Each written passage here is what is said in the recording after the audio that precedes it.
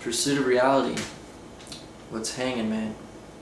I liked how you drank to Dionysus the wine and stuff, but honestly, Nietzsche, that's not the aspect of Dionysus that Nietzsche promoted. He didn't drink wine really at all. So it was kind of a very ironic thing he did at the beginning. Yeah, the Plato-Socrates quote, I mean, you should read like the whole book and stuff before you judge that one quote. I mean, calling it a piece of shit's really disrespectful. You know, what kind of Nietzsche scholar are you if you haven't read that book, you know? Emerson is the only man he referred to as the sage, so I really think you should pick him up.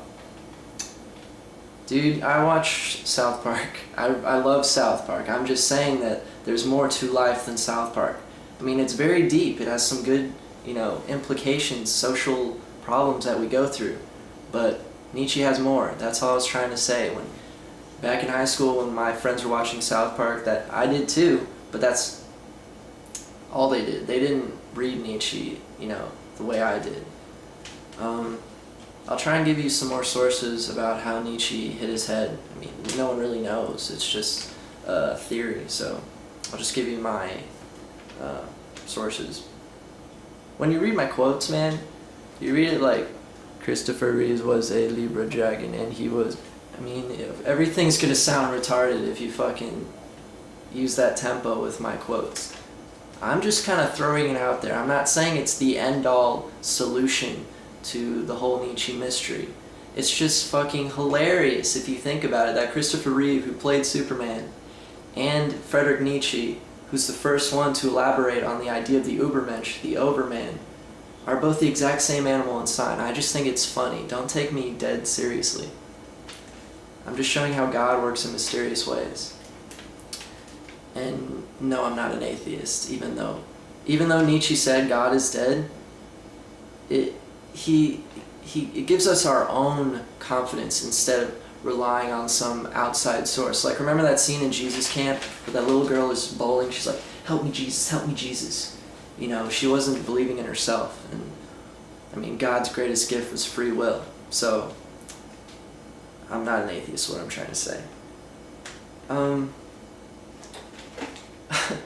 Dude, I think you were kind of drunk after that wine sip because you're talking kind of slow like this and you're just bashing me every 5 seconds. Because like schizopriori, I think you just need someone who does kind of know his shit so you can finally get your information out. But don't do it in such a negative way. Like, once again, what kind of Nietzsche scholar are you if you down the one book that talks about his association with people, conversations with Nietzsche? You're like, no, fuck that, I'm not reading that.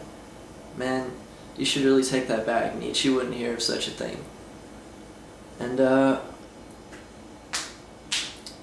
I am a Nietzsche scholar, and you can't judge my knowledge off of one video. That was my first video to J.H. Bowden.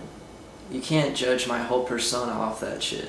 So I hope you will continue to watch my videos when I elaborate more on him and his connections to a lot of famous historical figures.